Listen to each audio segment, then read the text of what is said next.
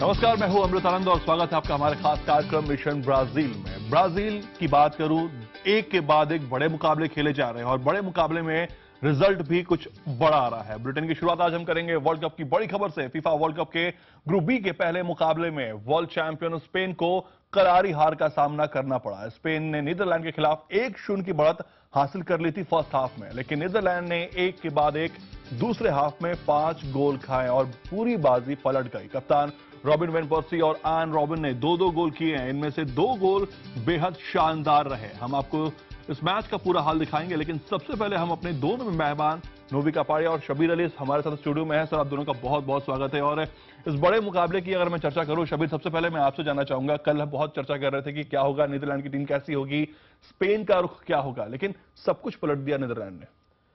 जी हाँ, पूरा पलट गया। मैं तो बोलूंगा जैसा फर्स्ट हाफ में जब डी सिल्वा मिस करे, पूरा टर्निंग पॉइंट बोल सकते हैं। अब इतना अच्छा खेल रहा था स्पेन, और फर्स्ट हाफ में तो ऐसा दिख रहा था नेदरलैंड्स खाली फॉल करने के लिए 3-4 येलो कार्ड। उसके अलावा भी स्नाइडर को चांस मिला, दूसरा क्रॉसेस आया, मगर कल नेदरलैंड्स प्रूफ कर दिया कि थ्रू बॉल में बोलिए या स्पीड में बोलिए इजीली स्पेन को बीट कर सकते हैं। नोवी, कल हम चर्चा कर रहे थे कि टीम कॉम्बिनेशन जो है नीदरलैंड का वो काफी स्ट्रांग नजर आ रहा है। डिफेंस में थोड़ा सा उन्होंने यंग प्लेयर को चांस दिया, फॉरवर्ड उनका पहले से स्ट्रांग था। कहीं ना कहीं इस कॉम्बिनेशन का उनको बहुत ज्यादा फायदा मिला कॉम्बिनेशन का। और मेरे ख्याल से लुई वैन गाल ने ये बहुत अच्छा सोच लिया कि स्पेन के साथ उसी वो शॉर्ट पासिंग गेम तो नहीं खेल सकते, तो उन्होंने जैसे शाबिर बोल रहे थे एक थ्रू बॉल का फायदा उठाया और गति जो उनकी शक्ति थी उन्होंने उससे खेला। और मैं बिल्कुल सहमत हूं। देखो, टर्निंग पॉइंट मैच का था जब इनिएस्टा ने वो शानदार खूबसूरत थ्रू बॉल दिया था, दाविद सिल्वा खाली गोल था। उस समय जो स्पेन 2-0 आगे होते तो नेदरलैंड्स के कंधे झुकने लगते। 1 मिनट बाद हाफ टाइम से पहले, शाबिर कोच है वो जानते हैं, हाफ टाइम से पहले तुम गोल कंसीड करो, 1-1 का गोल, वो भी वैन पर्सी ने एक प्रोबेबली विश्व कप का सबसे अच्छा गोल किया है। तो स्पेन, और उतरते ही आयन रॉबिन ने शानदार गोल किया। तो ये 2 गोलों ने, ये मतलब 8 मिनट में स्पेन का जो मतलब ये 6 साल के लिए पूरा जो एक डोमिनेशन था वो मतलब इमारतें गिरने लगी। नवी मेरे ख्याल बोलना चाहिए, जैसे मिडफील्ड क्राउडेड कर दिए और विंग एकदम बंद कर दिए, 2 विंग्स बैक रखने की। उसकी वजह से स्पेन एकदम अपना फॉर्मेशन या अपना जैसा रिदम है वो कर नहीं सके। और स्पेन इतना वो जो जगह थी विंग पे वो एक्सप्लॉइट कर नहीं पाए इतने। यानी कल अगर हम पूरा गेम देखें, ओवरऑल हम गेम देखें, तो मुझे लगता है कि जोनल डिफेंस पर जोर ज्यादा दिया गया, जबकि मैन टू मैन मार्किंग पर लोग ज्यादा नहीं गए हैं, क्योंकि किसी के साथ कोई खिलाड़ी नजर नहीं आ रहा था, कोई खिलाड़ी कहीं मूव कर जा रहा था, और इसका फायदा नीदरलैंड ने सेकंड हाफ में उठाया। नेदरलैंड्स ने फायदा और अपनी गति और युवा खिलाड़ियों का भी फायदा उठाया। देखो, कुछ दुख की भी बात है कि बहुत जो स्पेन के महान खिलाड़ी वो लग रहे हैं अब बिल्कुल अपने करियर मतलब समापन समारोह आने लगा है।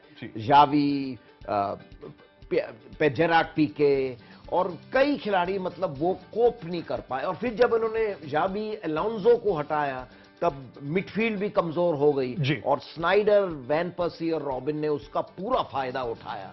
और आइकर कैसियास बिल्कुल आउट ऑफ फॉर्म। चलिए, बिल्कुल जैसा कि नोवी कह रहे हैं और शबीर कह रहा है कि मैच काफी इंटरेस्टिंग रहा और उम्मीद किसी को नहीं थी कि नीदरलैंड इतना बड़ा उलटफेर करेगा। आखिर इस ऐतिहासिक मुकाबले में शुरुआत से लेकर अंत तक क्या क्या हुआ, देखिए हमारे इस रिपोर्ट में।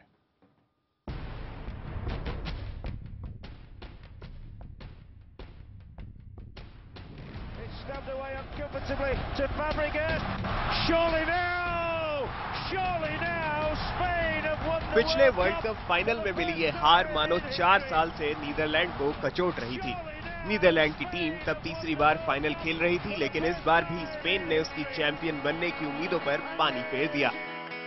4 साल बाद वक्त का पहिया ऐसा घुमा कि वर्ल्ड कप में पहली बार 2 फाइनलिस्ट टीमें ग्रुप के पहले लीग मैच में आमने सामने थी। ग्रुप बी के इस मुकाबले की शुरुआत में पुरानी कहानी दोहराती नजर आ रही थी। स्पेन के जावी अलोंसो ने खेल के 27वें मिनट में स्पेन को पेनाल्टी के जरिए गोल कर टीम को बढ़त दिला दी, लेकिन इसके बाद साल्वाडोर के स्टेडियम में जो कुछ हुआ वो इतिहास बन गया। 44वें मिनट में नीदरलैंड के कप्तान रॉबिन वैन पर्सी ने बराबरी का गोल दागा। इसके बाद हाफ टाइम तक स्कोर था 1-1। दूसरे हाफ में नीदरलैंड टीम की गति और तालमेल का स्पेन के पास कोई जवाब नहीं था। एक के बाद एक नीदरलैंड के हमलों से स्पेन की रक्षा पंक्ति बुरी तरह चरमरा गई। 53वें मिनट में आयन रॉबिन ने नीदरलैंड को बढ़त दिला दी, तो 65वें मिनट में डी व्रिज ने इस बढ़त को 3-1 कर दिया। 2 गोल से आगे होने के बाद नीदरलैंड की टीम और घातक हो गई। कप्तान वेन पर्सी ने 72वें मिनट में मैच का अपना दूसरा गोल किया, तो आयन रॉबिन ने भी 80वें मिनट में एक और गोल दागा। आखिरकार वर्ल्ड चैंपियन स्पेन को 5-1 से करारी हार झेलने के लिए मजबूर होना पड़ा। पुनीत शुक्ला, दिल्ली, IBN 7। जी हाँ, पूरे मुकाबले की बात की जाए तो फॉर्मेशन प्लेयर का किस तरह रहा ये जानना बहुत जरूरी होता है, क्योंकि किस तरह से टीम की प्लानिंग बनती है, किस तरह से प्लेयर अटैक करते हैं, ये समझाएंगे मैं शबीर। अगर हम पूरे मुकाबले की बात करें, स्पेन नीदरलैंड की बात करें, शुरुआत से लेकर अंत तक ऐसा क्या हुआ? फर्स्ट हाफ तक सब कुछ सही रहा, सेकंड हाफ में पूरा गेम ही बदल गया। फर्स्ट हाफ में ऐसा लग रहा था कि नीदरलैंड सिर्फ फॉल करने के लिए या डिफेंसिव खेल रहे थे, उनके 3-4 खिलाड़ी को कार्ड मिल गए। वैसे 1-2 अटैक किए, मगर ऐसा लग रहा था कि स्पेन पूरा वो लोग के ऊपर हैवी है।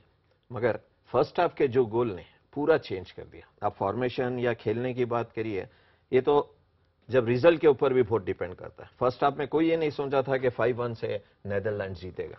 जो एक गोल चेंज कर देता है एवरीथिंग को, तो वो सेम हुआ कल 44 मिनट्स में जब वैन पर्सी ने गोल किया, तो पूरा एकदम स्पेन टीम कंप्लीटली चेंज हो गई। फर्स्ट हाफ तो ऑलमोस्ट कह सकते हैं कि मुकाबला टक्कर का रहा, कोई दिक्कत उसमें नहीं हुई। लेकिन सेकंड हाफ की अगर मैं आपसे बात करूं, सेकंड हाफ में किस तरह से पूरा गेम चेंज होता गया? क्या फॉर्मेशन लेके स्पेन और नीदरलैंड की टीमें उतरी हुई थी? देखिए, अक्सर फॉर्मेशन या यही जैसा स्पेन लास्ट ईयर खेली तो कोच की बहुत तारीफ हुई, जीत गए। इसका ये मतलब नहीं है कि वो लोग, नो डाउट एज हो गए वो लोग की, रिजल्ट काउंट करता है। और टीम के लिए एक गोल पूरी चीज चेंज करता है। इतना अच्छा स्पेन खेल रहे थे, जेम ऑफ ए क्रॉस, यहां से जो एक क्रॉस आया 44 मिनट में, और जितनी तारीफ करे आप वैन पार्सी की कम है। यहां से दौड़ के, और अक्सर वो शुरू करते हैं लेफ्ट से, और कल शुरू करे राइट पे, और एन रॉबिन लेफ्ट से शुरू करे। ये अक्सर ऐसा किया जाता है डिफेंस को थोड़ा कंफ्यूज करने के लिए। ये तो यहां से जो ब्रूनो ने क्रॉस किया जी, मैं ब्लेम करूंगा पीके और रेमोस, ये लोग मार्क नहीं किया। अल्वा भी ऐसा अंदर आ गया, इनसे मार्क ही नहीं करे, यहां से इधर से हेड लिया जी, और ये गोल जैसा किए, माने वर्ल्ड क्लास बोल सकते हैं जी। पेनल्टी बॉक्स के ऊपर से, और जब देखे गोलकीपर कैसिलास एक तो आगे, थोड़ा आगे है, उन्होंने अच्छे से प्लेस कर दिया। तो यही गोल जो था, वो लोग को एक एक्स्ट्रा एनर्जी आ गई और पूरा गेम का रुख चेंज कर दिया। और एक चीज मैं बोलना चाहूंगा, जैसा गोल काउंट करता है, ये गोल होने से पहले 42 मिनट्स में डी सिल्वा एक सिटर गोल मिस करे। अगर वो गोल कर देते तो स्पेन 2 गोल से आगे हो जाती थी, स्टोरी कुछ डिफरेंट रहती थी। कहीं ना कहीं अगर हम पूरे मैदान की अगर हम बात करें, जो एनर्जी लेवल था स्पेन का, वो फर्स्ट हाफ तक तो सब कुछ समझ में आ रहा था, लेकिन सेकंड हाफ में नीदरलैंड के सामने कहीं वो स्टैंड नहीं कर पाया। कुछ हद तक बोल सकते, वही मैं आपको जैसा अभी कहा कि गोल सब चेंज कर देता है। जब इक्वलाइज किए तो एक एक्स्ट्रा एनर्जी आ गई हॉलैंड को, और उसके बाद से जो कर रहे थे वो सही हो रहा था। अब जब अटैक में जा रहे हैं, पूरे ऊपर चले आ रही है, बहुत बड़ा गैप हो जा रहा था इधर, इसका पूरा फायदा ये लोग ने उठाया। फर्स्ट क्रॉस यहां से ब्रूनो का आया जी, पर्सी ने गोल किया। सेकंड क्रॉस भी इधर से आया, रॉबिन ने बहुत अच्छे से ट्रैप किया, दोनों पीके एंड रेमोस बीट हो गए जी, और गोल कर दिया। माने इतना अच्छा ट्रैप किया, ये दोनों डिफेंडर बीट हो गए। और पर्सी की मैं बात करूं, आयन की बात करूं, उनका मूवमेंट कैसा रहा पूरे मैदान पर? वो तो हर वक्त गोल करते। कल एक, अभी मैं नवी से बात कर रहा था, वो लोग अक्सर शुरू करते वैन पर्सी लेफ्ट से, और राइट से रॉबिन शुरू करते अपने क्लब के लिए या कंट्री। कल उल्टा हो गया, और उसमें हो सकता है थोड़ा कंफ्यूज होंगे, और ये लोग कंटिन्यूसली मूवमेंट्स कर रहे थे, उसकी वजह से ये 2 स्टॉपर और ये विंग बैग ऊपर नहीं जा रहे थे। इसका पूरा फायदा ये लोग ये एरिया में उठाया, और स्नाइडर पीछे से बहुत अच्छे से आके सपोर्ट कर रहे थे। और जब बॉल मिस होता है, पूरा इधर क्राउड करके, एक तो विंग से जगह नहीं दे रही थी, फिर मैं बोल रहा हूँ ये फॉर्मेशन कुछ नहीं, या प्लेसमेंट है, मगर ये लोग विंग्स ब्लॉक कर दिए, मिडफील्ड क्रॉस किया, उसका पूरा फायदा हॉलैंड उठाया। मतलब साफ तौर पे कहा जा सकता है कि हॉलैंड की टीम की जो प्लानिंग बनी सेकंड हाफ की, मैन टू मैन पे वो ना जाकर वो अब खुद के लिए स्पेस क्रिएट किया, और उन्होंने गोल किया जो वो चाह रहे थे ना। गोल सब कुछ है जैसा हम बोला, और दोनों चीज की है, मैन टू मैन की है, जब जोनल था जोनल की है। और एक चीज खास थी, जैसा अटैक मिस हो रहा था, लोग मिडफील्ड क्रॉस कर रहे थे, और ये विंग्स लोग के बंद कर दिए, तो इसकी वजह से लोग पासेस इधर खेले, कुछ ओपनिंग ज्यादा नहीं मिली। जी, फर्स्ट गोल करने से पहले भी स्नाइडर एक अच्छा फर्स्ट 10 मिनट में एक शॉट मारे, तो पूरा प्लान जो करे थे हॉलैंड का पूरा सक्सेस हुआ कल। चलिए, हॉलैंड का प्लान पूरा सक्सेस हुआ और यहां पर शानदार जीत हासिल की यहां पर हॉलैंड ने। आइए देखते हैं जश्न की कुछ तस्वीरें।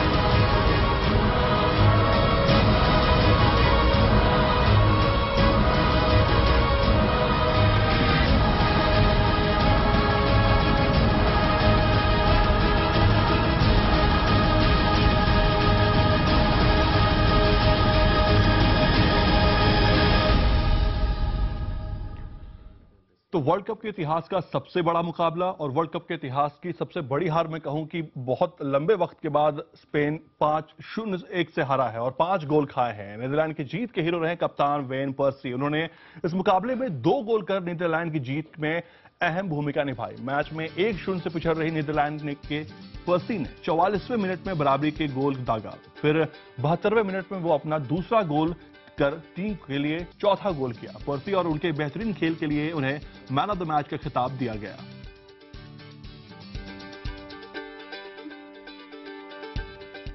तो बिल्कुल यहां कहा जाए। अब बात करते हैं कुछ अलग टीमों की। कल और भी मुकाबले खेले गए फीफा वर्ल्ड कप में। कल खेले गए ग्रुप ए के मैच में मेक्सिको ने कैमरून को 1-0 से हरा दिया है। मेक्सिको की ओर से पेरलाटा ने 61वें मिनट में गोल किया और इस जीत के बाद मेक्सिको ग्रुप में दूसरे स्थान पर पहुंच गया है। दिन के पहले मुकाबले में मेक्सिको ने खेल की शुरुआत से ही कैमरून पर दबाव बनाए रखा, लेकिन पहले हाफ तक दोनों टीमें गोल करने में नाकाम रही। दूसरे हाफ में शुरुआत से ही मेक्सिको ने आक्रामक खेल दिखाया और जल्द ही उसे सफलता मिल गई। 61वें मिनट में पेरलाटा ने गोल कर टीम को बढ़त दिला दी। मेक्सिको की यह बढ़त मैच खत्म होने तक कायम रही और मेक्सिको ने मैच 1-0 से जीत लिया।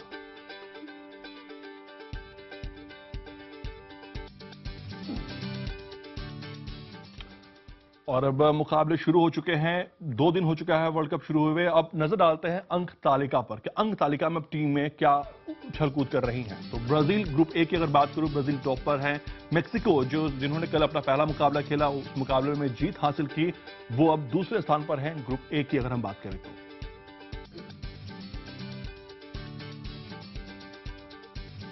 वहीं ग्रुप बी के एक अन्य मुकाबले में चिली ने ऑस्ट्रेलिया को 3-1 से हरा दिया है। इस जीत के साथ ही चिली ग्रुप के दूसरे स्थान पर पहुंच गई है। चिली की ओर से 12वें और 14वें और 90 मिनट में गोल किए गए। वहीं ऑस्ट्रेलिया की ओर से एकमात्र गोल 35 मिनट में आया।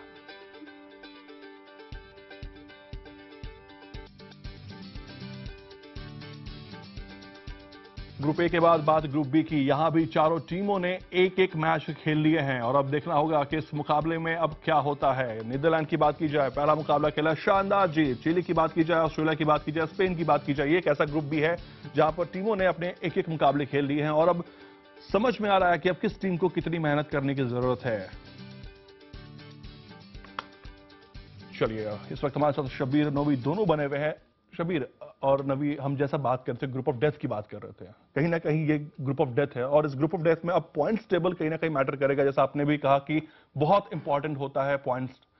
यहां से अब आगे की रणनीति क्या होगी स्पेन की, क्योंकि स्पेन को इस बात को मालूम है कि अगर वो दूसरे स्थान पर रहेंगे तो उनका मुकाबला ब्राजील से खेलना होगा।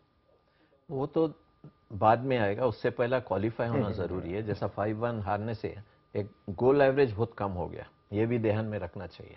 और उसके अलावा प्रेशर अब ज्यादा हो गया। इतनी बड़ी हार के बाद एक टीम को ओवरकम करना थोड़ा डिफिकल्ट होता है। नवी, पिछले 4 साल के इतिहास को देखें, 2008 euro cup, 2010 world cup, 2012 euro cup, और जैसा कि शबीर ने कहा था कि एक लास्ट ट्रॉफी उनका बहुत खराब हो गया, जिसके बाद से कॉन्फिडेंस लूज हुआ और वो चीज नजर आ गई।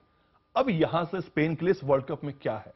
नहीं, देखो, वो तो असंभव हो गया, वो पहले स्थान पे तो आ ही नहीं सकते। स्पेन, जैसे शाबिर सही कह रहे हैं, अब उनको सबसे पहले सोचना चाहिए कि दोनों मैच हमने जीतने और क्वालिफाई कर ले। वो पहला स्थान का तो भूल जाना चाहिए। अब असली जो शाबिर भी कोच है कि जो कोच पैसा अपना कमाता है, जो जीती हुई टीम के साथ कोई भी कोच बन सकता है। अब जो इतनी बुरी तरह हारे हैं उसको एक फादर फिगर की तरह उनका आत्मविश्वास को रिवाइव करना पड़ेगा। विचेंते देल बॉस क्या रणनीति बदलेंगे, प्लेयर का हौसला ऊपर करेंगे, अब असली परीक्षा है विचेंते देल बॉस की। एक शबीर, मैं आपसे जानना चाहूंगा, एक बात तो क्लियर हो गई इस अंक तालिका को देखकर, इस पूरे मुकाबले को देखकर, कि डिफेंडिंग चैंपियन स्ट्रगल कर रही है और हो सकता है ब्राजील में आपको एक नया चैंपियन देखने को मिल सकता है। उम्मीद की जाती है, बहुत कम ही बने चैंपियन एक ही बार ब्राजील हुए, back to back world cup जैसा बोलते हैं। इटली 1930, 34, 38, लेकिन ये अभी कह नहीं सकते भाई स्पेन हरा सकती ब्राजील को और रिवाइव भी। देखो पिछले विश्व कप में भी हारे थे पहला मैच, फिर क्वालिफाई हो गए थे। हमेशा स्पेन भी स्लो स्टार्टर है, यूरो में भी इटली से बराबर किया, तभी भी बड़े पंडितों ने कहा ये स्पेन की टीम खत्म है। लेकिन हाँ, 1-5 से कभी भी वर्ल्ड कप चैंपियन कोई भी टीम कभी हारी और कभी कोई सोचे नहीं थे। जैसा गेम खेल रहे थे फर्स्ट हाफ में, मैंने इंटरली कभी कभी हो जा सकता है, जैसा गोलकीपर वर्ल्ड के बेस्ट गोलकीपर है। कल ही अपन बात कर रहे थे कि रिकॉर्ड ब्रेक होएगा नहीं होगा, कल तो एकदम उल्टा होगा। फुटबॉल में कभी भी कुछ हो सकता है। चलिए शबीर, इस बात को लगातार कहते हैं कि फुटबॉल का खेल है, कभी वो कुछ कह नहीं सकते और कभी भी कुछ होता है, लेकिन जिस तरह से कल कुछ हुआ वो बहुत कुछ हो गया स्पेन के साथ। अब यहां बारी है फुटबॉल का फंडा जानने की। क्या आपको पता है कि स्पेन के खिलाफ पिछली बार 5 गोल कब हुए थे? आपको बता दें कि 1963 में स्कॉटलैंड ने स्पेन को 6-2 से हराकर इतनी बड़ी शिकस्त दी थी। वहीं फुटबॉल वर्ल्ड कप में आज 3 मुकाबले खेले जाएंगे। आज का पहला मुकाबला कोलंबिया और ग्रीस के बीच खेला जाएगा, जबकि रात 12:30 बजे दिन का दूसरा मुकाबला खेला जाएगा। ग्रुप डी में शामिल उरुग्वे और पहले मुकाबला कोस्टा रिका का होगा। और वहीं दिन के सबसे बड़े मैच की बात की जाए जो इंग्लैंड और इटली के बीच खेला जाएगा। इसके अलावा कल सुबह 6 बजे आइवरी कोस्ट और की भिड़ंत जापान से होगी।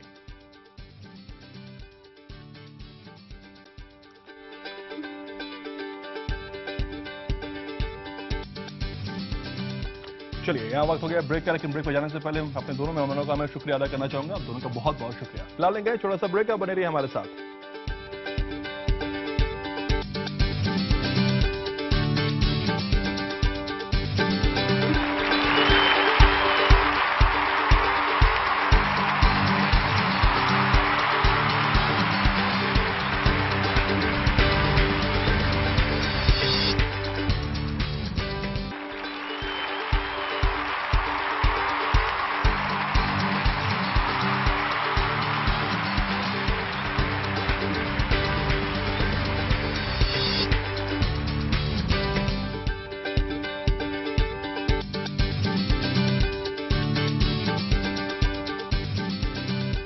ब्रेक के बाद एक बार फिर से आपका स्वागत है। ग्रुप डी में आज होने वाले मुकाबले में इंग्लैंड और का सामना इटली से होगा। अगर यह लड़ाई दोनों देशों की लीग के बीच हो तो इंग्लैंड का पलड़ा भारी माना जाता है, लेकिन देशों के बीच होने वाले मुकाबले में इटली 4 विश्व कप खिताब के साथ आगे है। ग्रुप ऑफ डेथ माना जा रहा है। यह ग्रुप किसी भी तरह से गलती किसी भी टीम के लिए कभी भी भारी पड़ सकती है।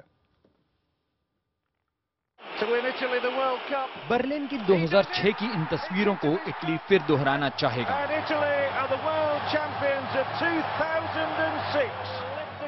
ये वो पल था जब इटली ने अपना चौथा विश्व कप खिताब जीता था और वो ऐसा करने वाली पहली यूरोपियन टीम बनी थी। इस बार इटली अपने 5वें खिताब के लिए मैदान में उतरेगी। आंद्रे पिर्लो जैसे बेहतरीन खिलाड़ी के साथ इटली की टीम इस खिताब की मजबूत दावेदार है। एक टीम के रूप में इटली बेहद ही मजबूत नजर आती है। इस बार टीम में कुछ युवा चेहरों को भी शामिल किया गया है। डेनियल डे रोसी, क्लाउडियो और पिर्लो जैसे खिलाड़ी टीम के आक्रमण को धार देते हैं। पिछले काफी सालों से इटली की टीम अपनी बेहद मजबूत रक्षा पंक्ति के लिए जानी जाती है, लेकिन यही वो क्षेत्र है जहां इंग्लैंड को जोर देने की जरूरत है। इटली की रक्षा पंक्ति को भेदने के लिए इंग्लैंड को मजबूत आक्रमण और सदी हुई मिडफील्ड की जरूरत है। रहीम, एडम और बार्कली जैसे युवा खिलाड़ी इंग्लैंड के लिए अहम कड़ी साबित हो सकते हैं। डेनियल स्टरिज के टीम में आने से वेन रूनी को तेज हमले करने में मदद मिलेगी और रूनी पर दबाव भी कम होगा। The squad we've got is a youthful squad, a lot of energy and excitement, and in terms of Italy, it's more or less the same squad. So it'll be an interesting game for us to see how we've moved on. And Italy की team में Mario बालोटोली और सिरो के बीच में से किसी एक का चुनाव करना कोच के लिए बेहद मुश्किल था, लेकिन अब टीम इन सब से आगे बढ़कर अपने अभियान के लिए तैयार है। उत्कर्ष चतुर्वेदी, IBN 7। वही फुटबॉल वर्ल्ड कप में आज 3 मुकाबले और खेले जाएंगे। आज का पहला मुकाबला कोलंबिया और ग्रीस के बीच खेला जाएगा। रात 12:30 बजे दिन का दूसरा मुकाबला खेला जाएगा ग्रुप डी में। शाम में उरुग्वे और पहले मुकाबले में कोस्टारिका के खिलाफ मैदान पर उतरेगी। दिन का सबसे बड़ा मुकाबला, जैसा कि हमने आपको बताया, बार बार बता रहा हूं, इंग्लैंड और इटली के बीच खेला जाएगा। इसके अलावा कल सुबह 6 बजे आइवरी कोस्टा की भिड़ंत जापान से होगी। और फिलहाल इस कार्यक्रम में इतना ही। नमस्कार।